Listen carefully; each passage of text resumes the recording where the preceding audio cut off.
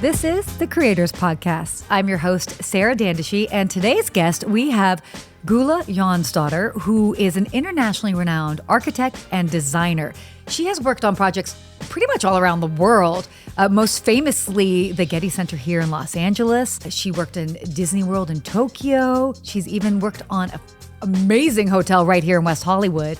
And she's going to share a lot about why the city of West Hollywood has really inspired her career and influences projects that she really works on everywhere. Yeah, I'm really excited to have Gulla on today. I've known her for a few years. She designed an amazing hotel here in West Hollywood. She's Icelandic, and she has done some of the most iconic designs that you'll ever see. And she's also really involved in the design district here, which is one of the most important neighborhoods that we have in West Hollywood. And she's going to talk more about where that is and what you do when you get there. I love it. So why don't we go ahead and hear more from Gulla.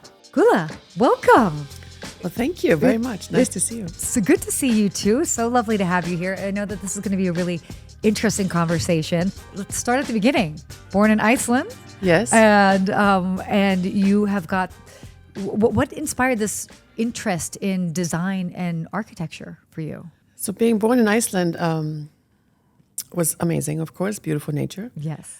But my mom was a fan of the warmer climate in the summer. So I remember when I was 12, she took me to Italy and we went to Florence. And I think that was like a shifting point in my life that I realized there is so much beauty in art and architecture in different places around the world. And my grandfather was an artist, and I was drawing since I was 3 anyways. But this sort of, spiked my interest in architecture. That's amazing. So, I was just in school, I was studying mathematics and biology, but ended up moving to Los Angeles when I was 19 to further my dreams. Yes. For the love of architecture. Oh, I love it. So what actually inspired you to come to Southern California?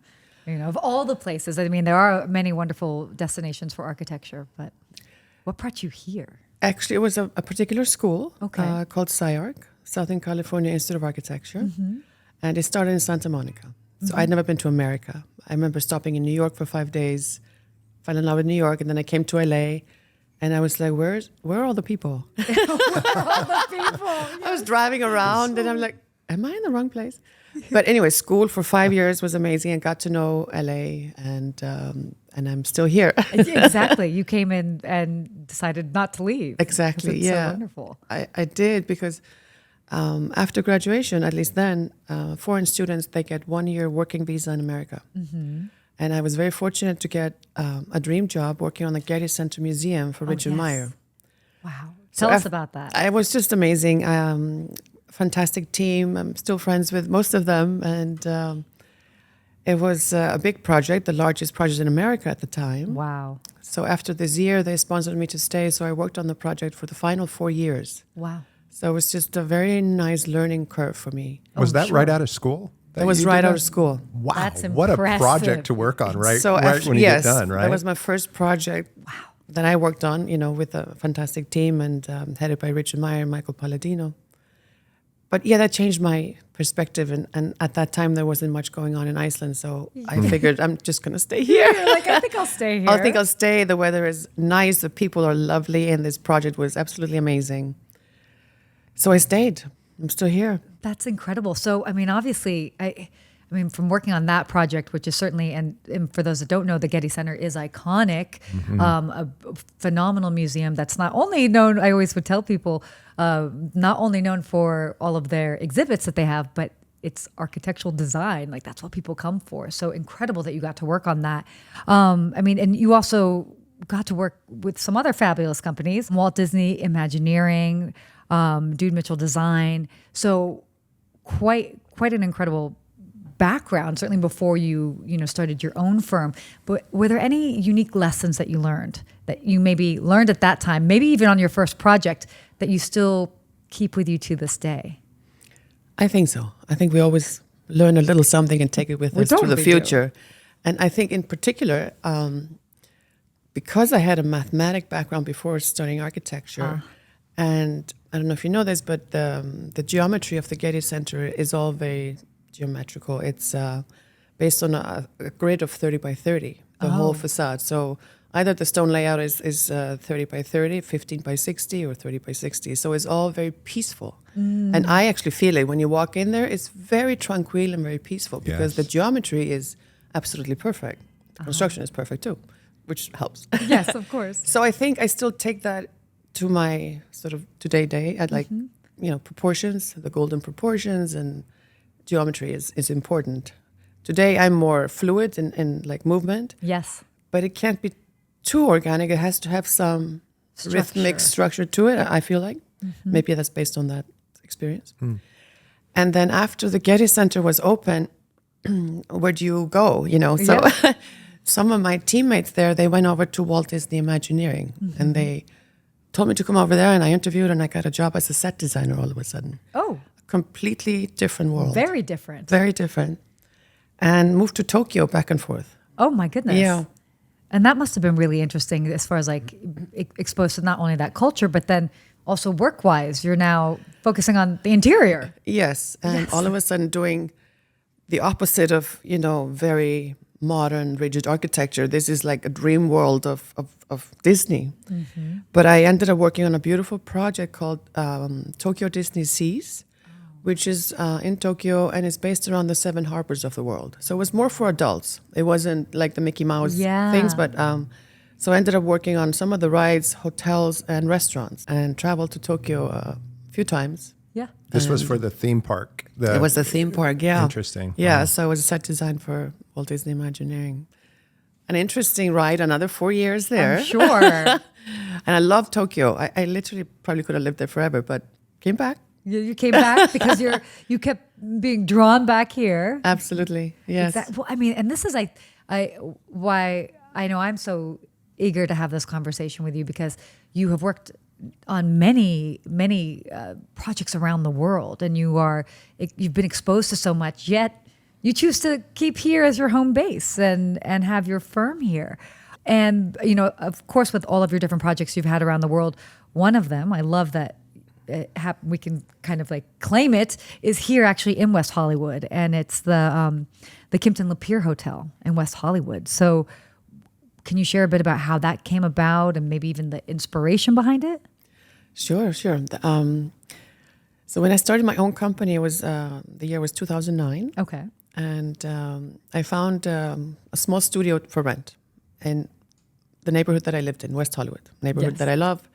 Let's stay here, I figured. I found this great space. It was a small space in a huge parking lot. And the landlord told me on day one, like, I have good news and bad news for you. Bad news is you can stay here for 4 years, but then I have to kick you out because I have a permit to design a hotel here, but I'm going to hire you to design this hotel.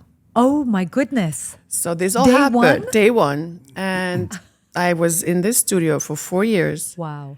And then, of course, I had to move out to find another studio because now the hotel was under construction. Of course. So Lapeer is not just a hotel that I designed. It's literally like my home away from home and the roots of starting my own career.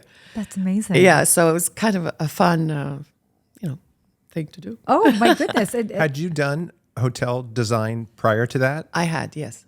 Several hotels and restaurants. I did a restaurant called Red O on Melrose. It's been a beautiful experience in West Hollywood, I have to say. Which is so wonderful. So speaking of that, I mean, how do you get inspiration obviously every project is going to be completely different, but how are you finding your inspiration for each space or building and something that you're constructing? And maybe you can even use the Kimpton Lapeer as an example. What inspired, because I personally love the lobby area. You walk in, it's unusual, and you want to like take it all in, and I like that the front desk is kind of like tucked away to the side. Then you've got like the little back area, where I don't know. It to me, it's this like cool hideaway. So what inspired that? Well, it is kind of a cool hideaway. It's true because it's on a pretty quiet street, North Lapeer Drive, and I wanted it to feel like your best friend's home in Hollywood. Like you're entering into their living room, you're entering into their patio, their pool. So it felt like kind of eclectic. Yes. And a little bit residential in style. But I also was designing it for the neighborhood. So the West Hollywood Design District, which La Pierre is in, Yes. is full of the best when you talk about art and design, furniture design, fashion, culinary experiences, bars.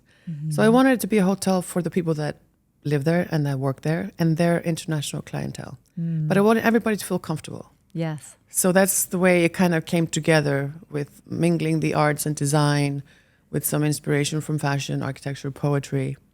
And it was kind of like a symphony of the senses of design. I love that. And I think that, and I love that you also brought up the design district, because again, that is another wonderful element of West Hollywood. You know, we all too often, you know, think about the nightlife and all, you know, the entertainment and all of that, which is wonderful. But there is this really rich cultural and design element that, especially if you're in the industry, Yes. you know about it. And I Yes. love that you've just exactly how you kind of tied it into the hotel, is that it's this hub that people from around the world know of. And so how can you create a space that's going to be welcoming for all, which is really unique? Exactly. And I feel like also for me, like when I moved here and I didn't see anybody walking on the street, this is actually a walkable neighborhood. Yes, it is. And very active and busy with like sidewalk cafes and you know, when the Pacific Design Center was built, it was an iconic building, you know, by a very known architect. And it kind of established this area as a design district. Yes. And then all the other furniture stores came, you know, Minotti and Maz and Flexform. So many beautiful furniture stores. And then the art galleries, then the fashion houses. So for me, this is a dream. It's all what I live for, or, you know, it's related to my job at least. Yeah. So it's a special neighborhood. It is a special neighborhood. So actually, why don't we talk about like the Pacific Design Center? I mean, I know that has become, it's visually an icon just because it stands out so much. If somebody's coming to Los Angeles, I mean, do you have any insights on how should one approach the Pacific Design Center? Do they only have to have a special contact to get in? How does that work? I think the doors are open, but it is technically for the industry. Exactly. It's all the high-end showrooms for people like myself who do architecture and interior design. And this is a one-stop shop. Let's say if you need to furnish a hotel, a house, fabrics, and everything you need. It's all there in different showrooms. High-end, beautiful, artistic. So it's kind of because it's different. Everybody likes to do everything online. I'm still kind of old-fashioned. I like to go and feel the fabric, sit in the furniture, and see it with my own eyes. Of course. And not just look on the computer every day. Yeah, of course. And, having the studio like literally a block away, it's a nice walk. You grab a coffee, and it's just interesting.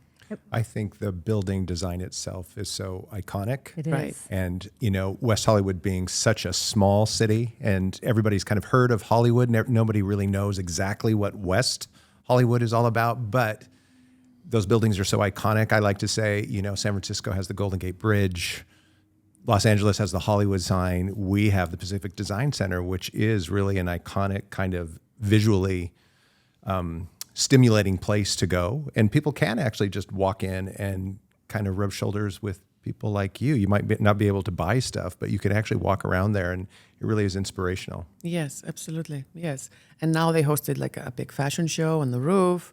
Amazing. I think it was Versace. So, and all these restaurants also, they're in that neighborhood. It's become like a celebrity hotspot, but everybody is friendly. Yes. Friendly but cool. You know what I mean? Yeah, of course. So what do you think kind of makes West Hollywood this unique destination from even like the design standpoint? Maybe it's a design standpoint, maybe it's the general feel of West Hollywood. How would you? I think it has a very good energy. It's full of intellectuals and interesting people that are craving somehow culture and design, art. So similar, like-minded people, I guess. And I happen to be on the board of West Hollywood Design District as the arts chair. So I get to meet a lot of interesting people through that as well. Sure. But I've met so many, like even my best friends today, just on the street of Robertson. And it's just special because it's kind of small enough to feel intimate. But you have the view of the Hollywood Hills. Yes. It's not far from Beverly Hills and not that far from downtown. So it's kind of centrally located. Yeah, I like it. I like it. Yeah, I mean, it is. There is, again, this like special energy around here. And I love, again, like the design element, because that is something that maybe not everybody necessarily is thinking about. So understanding, a bit of your background and knowing the more of like the design inspiration, let's just say you have somebody that's coming to West Hollywood. What is something that they shouldn't miss? Well, I think it's the art and design. If you're interested in walking around, taking a look in Maxfield and shopping some fashion, lunch at Cicconi's, dinner at Tower Bar, it's just the best places, really. I think it's the culture, really. It's just, and there's a big nightlife aspect to it, and cool bars and restaurants. And most of my friends, when they come from Rome or Paris, they like to stay at La Pierre because they feel like it's close to everything. They can walk to wherever they want to go. So yet it still has that neighborhood feel. It does, yeah, and it's still boutique-y enough. It feels intimate. It feels a bit more European than a big conference hotel, let's say. Sure. Oh well, and actually, that when you were doing the design for the hotel, how much free range did you have? Did you have a lot of free range for your creativity? Yes, I did actually. Yes, I did. Everything in the end, of course, was approved by both ownership and design director for Kimpton. But it was such a fun project. Really, really fun. I'm sure. And it's like a passion project. And especially knowing that it's like here, that your office was around here as well. Yes. I mean, again, it's like bringing that sort of like the essence of. So, speaking of essence, what is the essence of West Hollywood for you? Luxury with an edge. That's a good one. That's a great one. Can we coin that? Yeah, right. Yeah, I'm going to use that, Gulla. Yeah, no, of course. No, because it's not Rodeo Drive. Right. It's cooler, but it's still very luxury and high end. Nothing against Rodeo Drive. No, of course. But you know what I mean? It's just a little bit more, it's modern, and it has sort of this cool factor to it that is off today. Yeah. I think that, you talked earlier about, as an international woman coming here and thinking that, where is everybody? Everybody's driving somewhere. Right.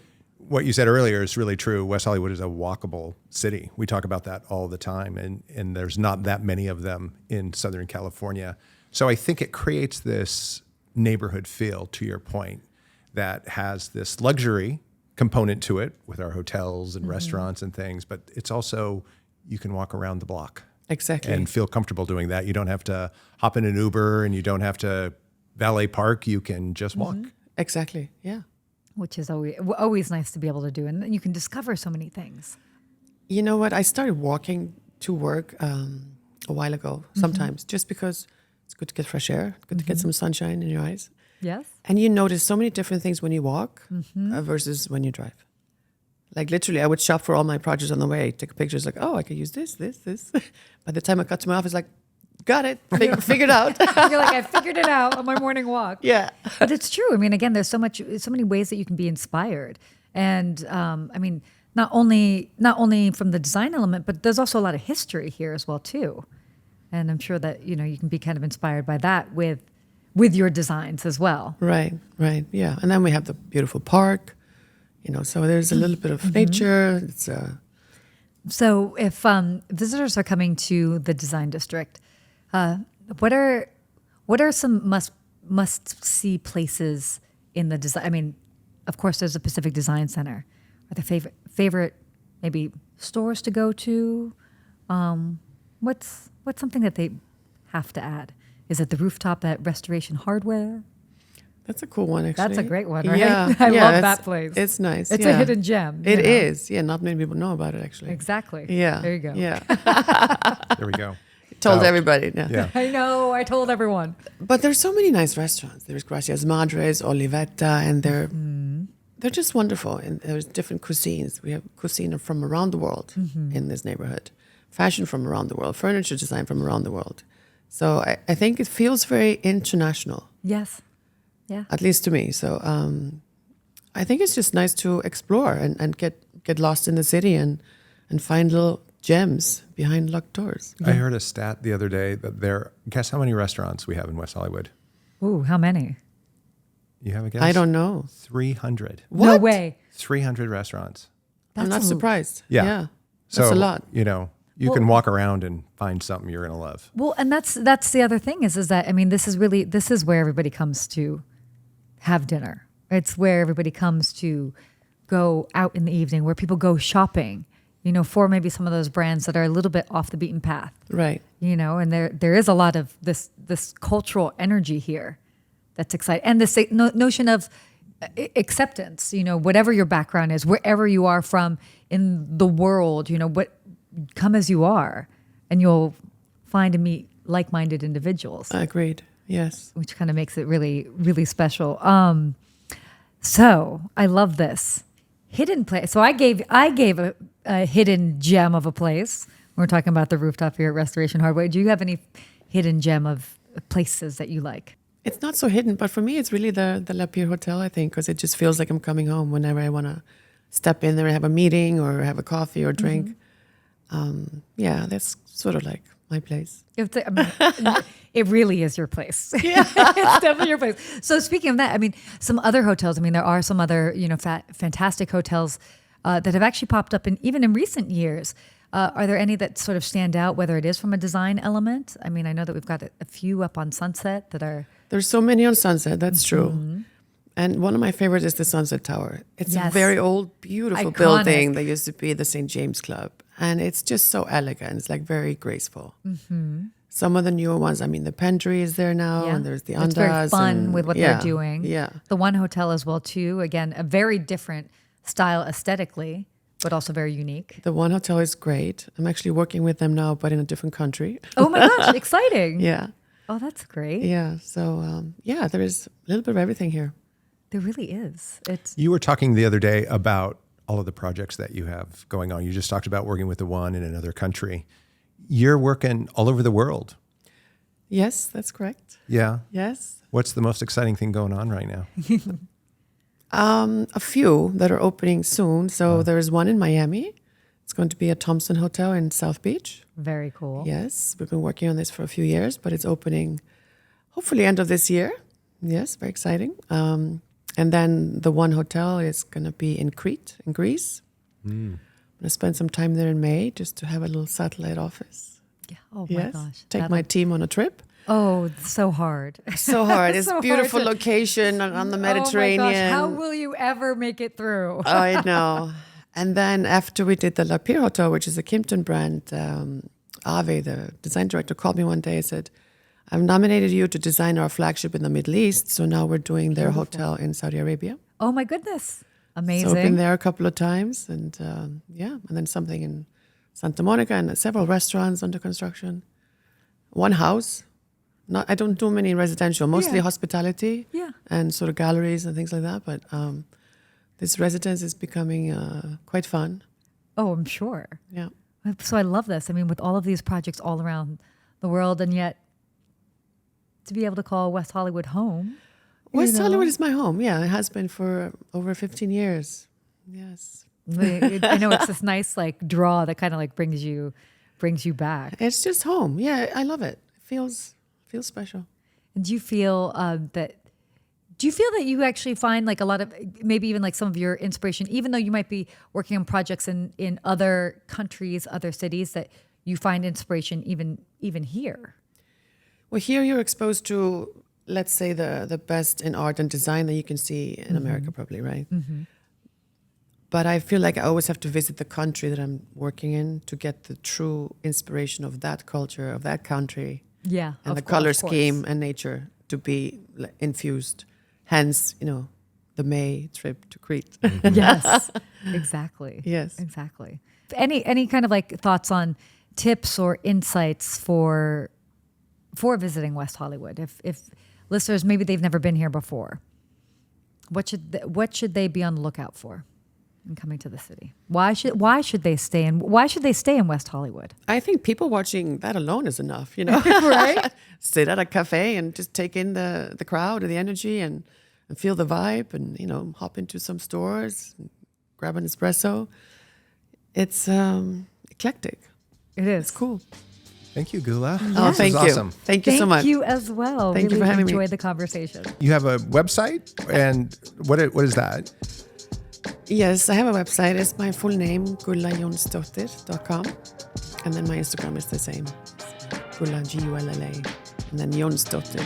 Sorry, it's a long last name. That's okay. Good. And people can find out more about the design district at a website, right?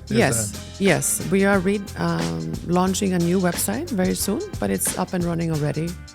And West Hollywood Design District. .com. Exactly. Yeah. Very Sounds good. good, right? Sounds good. .com.